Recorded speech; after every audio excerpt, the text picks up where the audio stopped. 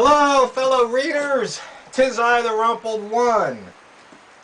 The New Jim Crow, Mass Incarceration in the Age of Colorblindness by Michelle Alexander.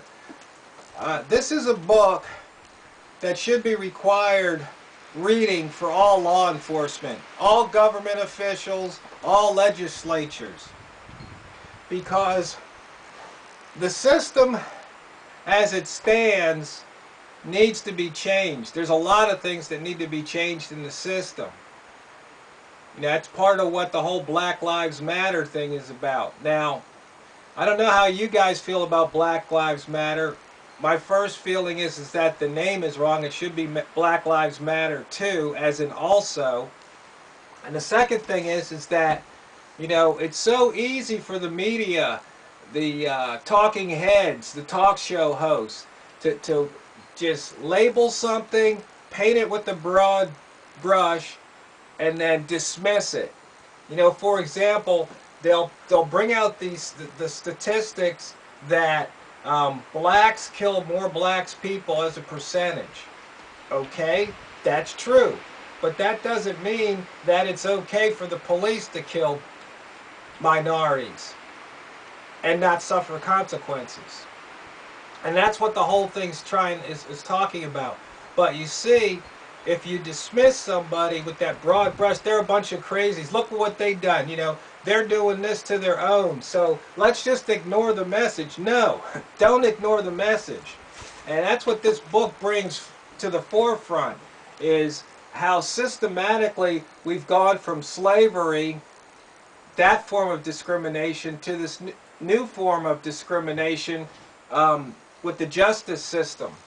Because the statistics are there. No race uses more drugs or more apt to use drugs than another race. The percentages are pretty much flat across the demographics, across the races. Yet, when you look at the convictions, not only do you find more minorities incarcerated for drugs, you also find stiffer penalties on minorities. Of course, the retort is, well, if you can't do the time, don't do the crime. Well, yeah, that's it, but you don't get the broad brush and just sweep away the issue. The issue is that we have a justice system, you know, DAs, judges, law enforcement officers who are predisposed to go after minorities. That's just the bottom line. Now, if you guys been watching me, you know I don't play the race card, and that's not what this is at all. It's the fact that we've got a system that isn't quite working the way it should work. It's working the way it's intended, and that's the problem. We have to change the intention. I mean, some things are just really crazy. You know, if somebody does a crime and then they serve their term, why can't they, if they've served their term, if they've paid their debt to society, then why can't they be left alone and allowed to rejoin society? You know, when you think about it, it doesn't make sense. I mean, either we should do like they do in some countries, where if you do the crime, they execute you. You know, the punishment's worse than the crime, which is a big deterrent. You know, chopping off fingers, hands, and then execution. You know, that gradual, you know, level of punishment, increasing punishment.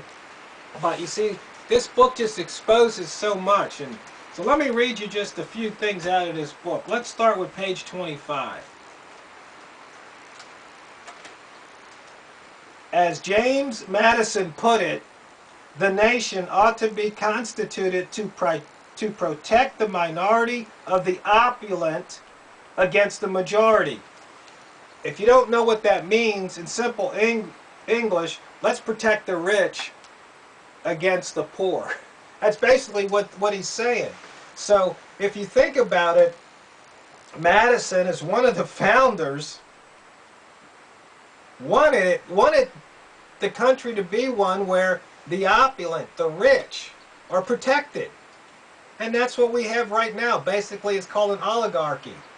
You know, we've got these rich people in Congress who are protecting themselves and their friends being the large corporations that make, you know, campaign donations that keep these guys in office. I mean, I think we're seeing it now, and maybe the country will wake up and do something about it. But when you see that that was something that a founding father said, you can understand the reason why things are the way they are. Now let's move quickly through the book to page 175. More African Americans are under correctional control today, in prison or jail, on probation or parole, than were enslaved in 1850, a decade before the Civil War began. Let that sink in for a second.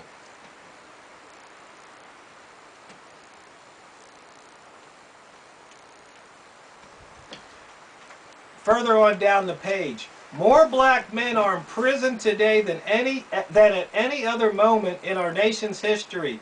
More are disenfranchised today than in 1870, the year the 15th Amendment was ratified, prohibiting laws that explicitly deny the right to vote on the basis of race. I mean, when you think about it, obviously there's something wrong with the picture. Once again, the retort usually is, well, if you can't do the time, don't do the crime, so we're not even going to discuss anything else.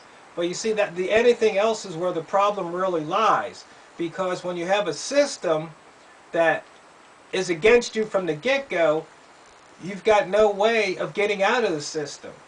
It entraps you, it ensnares you. Once you get in, basically you can't get out. Let's move on to page 235. This is where black exceptionalism comes in. Highly visible examples of black success are critical to the maintenance of a racial caste system in the era of colorblindness. Black success stories lead credence to the notion that anyone, no matter how poor or how black you may be, can make it to the top if only you try hard enough. These stories prove that race is no longer relevant. Whereas black success stories undermine the logic of Jim Crow, they actually reinforce the system of mass incarceration. Mass incarceration depends for its legitimacy on the widespread belief that all those who appear trapped at the bottom actually choose their fate. That's a powerful, powerful statement. At least to me it is. Because they could point to me and say, hey, look at that guy. He's a success story. You know, he went to school, he went to college, he graduated, he got a good job. Now he's got his own ranch out there. Yeah, he's a success story. Why can't anybody do that? Well, there's many reasons why. Many, many reasons. And usually, you know, most of what happens sometimes isn't even how hard I worked. It's just luck of the draw. I mean, I've had many lucky breaks along the line. It's just that simple. But you see, they can point to me and say, well, anybody could do. No, that's not the case. And until that is understood, until that understanding is that we can't deal with people as groups, we have to look at them as individuals because they are individuals, we have to treat them that way. That's the only way we can rectify the situation. Finally, on page 244, it's not that white people are more unjust than others. Rather, it seems that an aspect of human nature is the tendency to cling tightly to one's advantages and privileges and to rationalize the suffering and exclusion of others. This tendency is what led Frederick Douglass to declare that power concedes nothing without a demand, it never has, and it never will.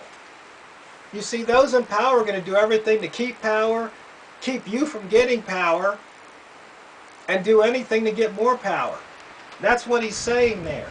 So you see, we've got a system that needs a lot of changes.